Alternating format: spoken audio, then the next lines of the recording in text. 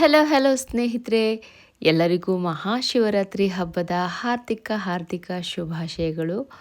ನಾನಿಲ್ಲಿ ನಿಮಗೆ ಶಿವರಾತ್ರಿ ಹಬ್ಬಕ್ಕೆ ಮಾಡುವಂಥ ತಂಬಿಟ್ಟು ಮಾಡೋದು ಹೇಗೆ ಅಂತ ತೋರಿಸ್ಕೊಡ್ತಾ ಇದ್ದೀನಿ. ನಾನಿಲ್ಲಿ ಎಳ್ಳಿನ ತಂಬಿಟ್ಟು, ಅಂದರೆ ನಮ್ಮ ಮನೇಲಿ 2 ಥರ ತಂಬಿಟ್ಟು ಮಾಡ್ತೀವಿ. ಕೆಲವ್ರ ಮನೇಲಿ ಒಬ್ಬೊಬ್ಬರ ಮನೇಲಿ ಒಂದೊಂದು ಥರ ತಂಬಿಟ್ಟು ಮಾಡೋದು ರೂಢಿ ಇರುತ್ತೆ ಅಲ್ವಾ. ನಮ್ಮ ಮನೆಯಲ್ಲಿ ಕಡಲೆ ಬೀಜದ್ದು, ಅಂದರೆ ಬರೀ ಕಡಲೆ ಬೀಜ ಸಪ್ರೇಟ್ ಇರುತ್ತೆ, ಎಳ್ಳಿಂದು ಸಪ್ರೇಟ್ ಇರುತ್ತೆ. 2 ಥರ ಮಾಡ್ತೀವಿ. ನಾನು ಈಗಾಗಲೇ ಕಡಲೆ ಬೀಜದ್ದು ಹೇಗೆ ಮಾಡೋದು ಅಂತ ವಿಡಿಯೋ ಮಾಡಿ ಅಪ್ಲೋಡ್ ಮಾಡಿದ್ದೀನಿ, ನೀವು ಚೆಕ್ ಮಾಡಿ. ಹಾಗೆ ಇದು ಎಳ್ಳಿನ ತಂಬಿಟ್ಟು, ಇದಂತೂ ತುಂಬಾ ಒಳ್ಳೆಯದು. ಯಾಕಂದರೆ ನಮ್ಗೆ ಗೊತ್ತಲ್ವಾ, ಎಳ್ಳು ಆರೋಗ್ಯಕ್ಕೆ, ನಮ್ಮ ಬಾಡಿಗೆ ಎಷ್ಟು ಒಳ್ಳೆಯದು ಅಂತ ಗೊತ್ತು ನಿಮಗೆ. ಅದರಲ್ಲೂ ಹೆಣ್ಮಕ್ಳಿಗೆ, ಈಗಿನ ಹೆಣ್ಮಕ್ಳು ಎಳ್ಳನ್ನು ಉಪಯೋಗಿಸೋದೆಲ್ಲ. ಮುಂಚೆ ಎಲ್ಲ ಬಾಣಂತಿರಿಗೆ ಅಂಥೇಳಿ ಎಳ್ಳಿನ ಉಂಡೆ, ಅಂದರೆ ಚಿಗಳಿ ಅಂತ ಮಾಡಿಕೊಟ್ಟು ತಿನ್ನಿಸ್ತಾಯಿದ್ರು. ಅದು ಸೊಂಟಕ್ಕೆ ತುಂಬಾ ಶಕ್ತಿ ಕೊಡುತ್ತೆ ಹೆಣ್ಮಕ್ಳಿಗೆ. ಅದಕ್ಕೆ ಈಗಿನ ಮಕ್ಕಳಿಗೆ, ಅಂದರೆ ಈಗಿನ ಹೆಣ್ಮಕ್ಳಿಗೆ ತುಂಬ ಸೊಂಟ ನೋವು, ಯಾರು ನೋಡಿದ್ರು ನಮಗೆ ಸೊಂಟ ನೋವು, ಮಂಡಿ ನೋವು, ಕೈಕಾಲು ನೋವು, ಈ ಥರದ ಕಂಪ್ಲೇಂಟ್, ಹಾಸ್ಪಿಟ್ಲ್ಗಳಿಗೆ ಹೋಗೋದು, ಪೇನ್ ಕಿಲ್ಲರ್ ತಗೊಳ್ಳೋದು, ಇದನ್ನೆಲ್ಲ ನಾವು ಅವಾಯ್ಡ್ ಮಾಡಬೇಕಂತ ಅಂದರೆ ನೀವು ಚಿಕ್ಕ ಮಕ್ಕಳಿಂದನೇ ಮಕ್ಕಳಿಗೆ, ಹೆಣ್ಮಕ್ಳಿಗೆ, ಆದಷ್ಟು ಹೆಣ್ಮಕ್ಳಿಗೆ ಈ ಎಳ್ಳುಂಡೆನ ಕೊಡ್ತಾ ಬನ್ನಿ. ಇದನ್ನು ನೀವು ಯಾವ ಥರನಾದರೂ ಮಾಡ್ಬೋದು.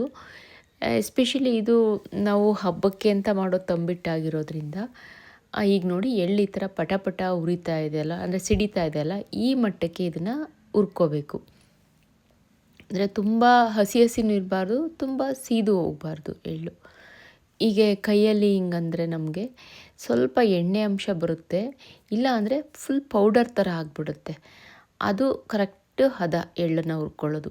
ಈಗ ಸಿಡಿತಾ ಇದೆ ಎಳ್ಳು, ಇವಾಗ ಸ್ವಲ್ಪ ಊರಿನ, ಅಂದರೆ ಫ್ಲೇಮ್ನ ಕಡಿಮೆಲಿಟ್ಕೊಂಡು ಮೀಡಿಯಮಲ್ಲಿ ಇಟ್ಕೊಂಡು ಹಾಗೆ ಕೈ ಆಡಿಸ್ತಾ ಇದ್ದರೆ ಅದು, ಮತ್ತು ಬಾಣಲಿ ಕೂಡ ತುಂಬ ಕಾವಿದೆ, ದಪ್ಪ ಇತ್ತಲ್ವ, ಹಾಗಾಗಿ ನೋಡಿ ಅದು ಒಂಥರ ಹೊಗೆ ಬರ್ತಾ ಇದೆ, ಅದು ಕಾಯ್ದು ಇರೋ ಬಿಸಿ. ಹಾಗಾಗಿ ಅದರಲ್ಲೇ ಬಿಟ್ಬಿಟ್ಟು ಸ್ಟವ್ನ ಆಫ್ ಮಾಡಿಬಿಟ್ಟಿದ್ದೀನಿ ಇವಾಗ ಆಗಿದೆ, ಇಷ್ಟು ಆಗಿದೆ. ಇನ್ನು ಸ್ವಲ್ಪ ಎಣ್ಣೆ ಅಂಶ ಥರ ಬರುತ್ತೆ. ಹಾಗಾಗಿ ಅದು ಬಿಸಿ ಇರೋದ್ರಿಂದ ಅದರಲ್ಲೇ ಬಿಟ್ಟರೆ ಅದು ತಣ್ಣಗಾಗೋವ್ರಿಗೆ ಅದು ಆಗುತ್ತೆ. ನಮಗೆ ಕರೆಕ್ಟು ಅದು ತಣ್ಣಗಾಗೋ ಟೈಮ್ಗೆ ಎಷ್ಟು ಹದ ಬೇಕೋ ಆ ಹದಕ್ಕೆ ಬರುತ್ತೆ. ಇವಾಗ ನಾವು ಇದು ತಣ್ಣಗಾಗೋವ್ರಿಗೆ ವೆಯ್ಟ್ ಮಾಡಬೇಕಲ್ವ. ಈ ಟೈಮಲ್ಲಿ ನಾನಿವಾಗ ಅದಕ್ಕೆ ಬೇಕಾಗಿರೋ ಅಂಥದ್ದು ಬೇರೆ ಇಂಗ್ರೀಡಿಯೆಂಟ್ಸ್ನ ರೆಡಿ ಮಾಡ್ಕೊಂಬಿಡೋಣ. ನೋಡಿ ಇವಾಗ ತಣ್ಣಗಾಗೋದಕ್ಕೆ ಬಿಟ್ಬಿಟ್ಟಿದ್ದೀನಿ ನಾನೀಗ ಅದನ್ನು. ಹಾಗೆಯೇ ಈಗ ಸ್ವಲ್ಪ ತಣ್ಣಗಾಯಿತು. ಇಲ್ಲಿ ನಾನೊಂದು ದಪ್ಪ ಸೈಜಿನ ಕೊಬ್ಬರಿ ತೊಗೊಂಡಿದ್ದೀನಿ. ಇದರ ಅರ್ಧ ಮಾತ್ರ ತುರ್ಕೊಳ್ತೀನಿ ಸಾಕು.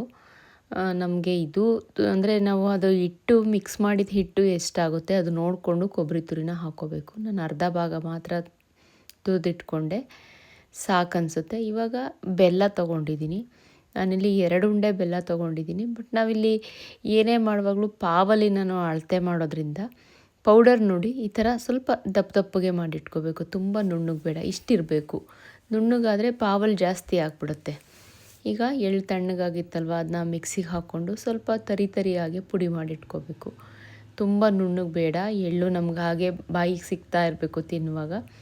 ಅಷ್ಟು ಗ್ರೈಂಡ್ ಮಾಡಿಕೊಂಡು ಅದ್ರ ಜೊತೆಗೆ ಕಡಲೆ, ಇವಾಗ 1 ಪಾವು ಎಳ್ಳಿಗೆ ಅರ್ಧ ಪಾವು ಕಡಲೆ. ಕಡಲೆ ಬೀಜದ ತಂಬಿಟ್ಟು ಕೂಡ ಇದೇ ಅಳತೆಯಲ್ಲಿ ಮಾಡಿದ್ದೀನಿ ನಾನು. ಇದು ನುಣ್ಣಗೆ ಪುಡಿ ಆಗಬೇಕು ಕಡಲೆ ಮಾತ್ರ, ಅದು ತುಂಬ ದಪ್ಪ ಆದರೆ ಬಾಯಿಗೆ ಸಿಗುತ್ತೆ. ಇದು ನುಣ್ಣಗಾಯಿತು.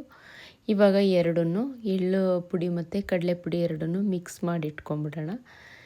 ಅದು ಮಿಕ್ಸ್ ಮಾಡಿಕೊಂಡು ಅದ್ರ ಜೊತೆಗೆ ಕೊಬ್ಬರಿ ತುರಿ ಏನು ತುರಿದಿಟ್ಕೊಂಡಿದ್ದೀವಿ ಅದನ್ನು ಅಷ್ಟೇ, 3 ನೀಟಾಗಿ ಮಿಕ್ಸ್ ಮಾಡಬೇಕು. ಎಲ್ಲವೂ ಬೆರೆಯೋ ಹಾಗೆ ಮಿಕ್ಸ್ ಮಾಡ್ಕೊಂಬಿಟ್ಟು ಆನಂತರ ನಾನು ಬೆಲ್ಲ ಪಾಕ ಮಾಡೋದು ಹೇಗೆ ಅಂತ ತೋರಿಸ್ತೀನಿ. ಕೊಬ್ಬರಿ ನಮಗೆ ಎಷ್ಟು ಬೇಕಷ್ಟು ಹಾಕ್ಕೋಬೇಕು. ಈಗ ಪಾತ್ರೆಗೆ 1 ಪಾವು ಬೆಲ್ಲ ಹಾಕ್ಕೊಂಡಿದ್ದೀನಿ ನಾನು. ಹೀಗೆ ದಪ್ಪಗೆ ಚೆಚ್ಚಿರೋವಂಥ ಬೆಲ್ಲನ 1 ಪಾವು ಹಾಕ್ಕೋಬೇಕು. ನುಣ್ಣಗೆ ಚೆಚ್ಚಿರೋದಾದರೆ ಬೆಲ್ಲ ಜಾಸ್ತಿ ಆಗುತ್ತೆ. ಇದು ಸ್ವಲ್ಪ ಕಡಿಮೆ ಹಿಡಿಯುತ್ತೆ, ದಪ್ಪ ಇರುತ್ತಲ್ವ, ಪಾವು ಬೇಗ ತುಂಬುತ್ತೆ. ಹಾಗಾಗಿ 1 ಪಾವು ಬೆಲ್ಲ ಹಾಕ್ಕೊಂಡು ಹೀಟನ್ನ ರೆಡಿ ಮಾಡಿಕೊಂಡು, ಇದು ನೋಡಿ ಇವಾಗ ಮರಳ್ತಾ ಇದೆ ನೀರು ಅದು ಬೆಲ್ಲ ಕರಗೋದಕ್ಕೆ ಸ್ವಲ್ಪ ನೀರು ಹಾಕ್ಕೋಬೇಕು. ನಾನು ಸ್ವಲ್ಪ ಜಾಸ್ತಿನೇ ಹಾಕಿದ್ದೀನಿ ಇಲ್ಲಿ, ಯಾಕಂದರೆ ಇದು ಎಳ್ಳು ಉಂಡೆ ಆಗಿರೋದ್ರಿಂದ ಅದು ಬೇಗ ಜಾಸ್ತಿ ಗಟ್ಟಿಯಾಗುತ್ತೆ. ಇದಕ್ಕೆ ಸ್ವಲ್ಪ ನಾವು ತೆಳುವಾಗೆ ಕಲಿಸ್ಬೇಕು ಉಂಡೆ ಕಟ್ಟುವಾಗ. ನಾನು ಕಡಲೆಬೀಜ ಕೂಡ ಮಾಡಿದ್ದೆ, ಅದರಲ್ಲಿ ನಾನು ತೋರಿಸಿದ್ದೀನಿ. ಅದಕ್ಕೆ ಸ್ವಲ್ಪ ಪಾಕ ಎಲ್ಲ ಗಟ್ಟಿ ಇದ್ರೂ ನಡೆಯುತ್ತೆ, ಬಟ್ ಇದು ಎಳ್ಳಿಗೆ ಮಾತ್ರ ಸ್ವಲ್ಪ ತೆಳುವೇ ಇರಬೇಕು. ಪಾಕ ನೋಡಿ ಇಷ್ಟು ಬಂದರೆ ಸಾಕು, ತುಂಬ ಇದು ಬರೋದು ಬೇಡ, ನಾರು ಪಾಕ ಏನು ಬೇಡ, ತುಂಬ ಎಳೆ ಪಾಕನೂ ಬೇಡ, ಇಷ್ಟು ಸ್ವಲ್ಪ ಅಂಟೋ ಥರ ಇದ್ದರೆ ಸಾಕು. ಇವಾಗ ಇದನ್ನು ಸೋಸ್ಕೊಂಬಿಡೋಣ, ಏಕೆಂದರೆ ನಾವು ಯಾವುದೇ ಮಾಡುವಾಗಲೂ ಸೋಸ್ಕೋಬೇಕಿಲ್ಲ ಅಂದರೆ ಅದು ಕಲ್ಲಿರುತ್ತೆ ಅದರಲ್ಲಿ. ಯಾವುದೇ ಬೆಲ್ಲ ಹಾಕಿದ್ರೂ ಸೋಸದೆ ಮಾಡಬಾರ್ದು. ಹಾಗಾಗಿ ಅದನ್ನು ಸೋಸ್ಕೊಳ್ತಾ ಇದ್ದೀನಿ. ಸೋಸ್ಕೊಂಡು ನಾವು ಹಿಟ್ಟನ್ನು ಒಂದು ಅರ್ಧ ಮಾಡ್ಕೊಂಡಿದ್ದೀನಿ, ಒಂದು ಕಡೆಗೆ ಒಂದಷ್ಟು ನೋಡಿಕೊಂಡು ನಮಗೆ ಎಷ್ಟು ಅಳತೆ ಬೇಕು ಅಷ್ಟು ಕಲಿಸ್ಕೊಳ್ಳೋಣ. ಇನ್ನೂ ಬೇಕಂತ ಅಂದರೆ ಇನ್ನೊಂದು ಸ್ವಲ್ಪ ಬೆಲ್ಲ ಪಾಕ ಮಾಡ್ಕೊಂಡು, ನಾನು ಆ ಪಾತ್ರೆಯಲ್ಲಿ ಇನ್ನೂ ಉಳಿದಿದೆ, ಫುಲ್ ಹಾಕ್ಕೊಂಡಿಲ್ಲ. ಅದೇನಾದರೂ ಗಟ್ಟಿಯಾಗಿತ್ತು ಅಂದರೆ ಇನ್ನೊಂದು ಸ್ವಲ್ಪ ಅದಕ್ಕೆ ನೀರು ಹಾಕಿ ಅದನ್ನು ತೆಳು ಮಾಡಿಕೊಂಡು ಆ ಪಾಕನ ಕರಗಿಸ್ಕೊಂಡು ಮತ್ತೆ ಹಾಕ್ಕೋಬಹುದು. ಆಮೇಲೆ ಇದೇನು ತುಂಬ ತೆಳುವಾಯಿತು ಪಾಕ ಕೆಡುತ್ತೆ ಅನ್ನೋಂಗೆ ಏನಿರಲ್ಲ. ಎಳ್ಳಲ್ವಾ, ನೀವು ಎಷ್ಟೇ ತೆಳುವಾಗಿ ಮಾಡಿಟ್ರೂ ಅದು ಆರ್ಕೊಂಡ್ಮೇಲೆ ಸೇದ್ಕೊಂಡ್ಬಿಡುತ್ತೆ. ಹಾಗಾಗಿ ಸ್ವಲ್ಪ ತೆಳುವಾಗೇ ಇದ್ರೂ ಪರವಾಗಿಲ್ಲ, ತುಂಬ ಗಟ್ಟಿ ಮಾಡ್ಕೋಬೇಡಿ, ಇಲ್ಲಾಂದ್ರೆ ಆಮೇಲೆ ತಿನ್ನೋಕ್ಕಾಗಲ್ಲ. ಈಗ ನೋಡಿ, ಈಗ ಬರ್ತಾಯಿದೆ, ಇದು ಸ್ವಲ್ಪ ತೆಳುವಿದೆ, ತುಂಬಾ ಸ್ಮೂತ್ ಇದೆ ನೋಡಿ. ಇಷ್ಟು ಸ್ಮೂತಲ್ಲಿ ಇನ್ನೂ ತೆಳುವಾಗಿ ಕಲಿಸ್ತಾರೆ ಅತ್ತೆ, ಆವಾಗ ಗಟ್ಟಿ ಬರೋದೇ ಇಲ್ಲ. ಅಂದರೆ ಜಾಸ್ತಿ ದಿನ ಇಡೋಕ್ಕಾಗಲ್ಲ ಅದನ್ನು. ಹಾಗಾಗಿ ಸ್ವಲ್ಪ ಜಾಸ್ತಿ ದಿನ ಇಟ್ಕೊಂಡು ತಿಂತೀವಿ ಅಂತ ಅಂದರೆ ಸ್ವಲ್ಪ ಗಟ್ಟಿ ಕಲಿಸ್ಕೋಬೇಕು.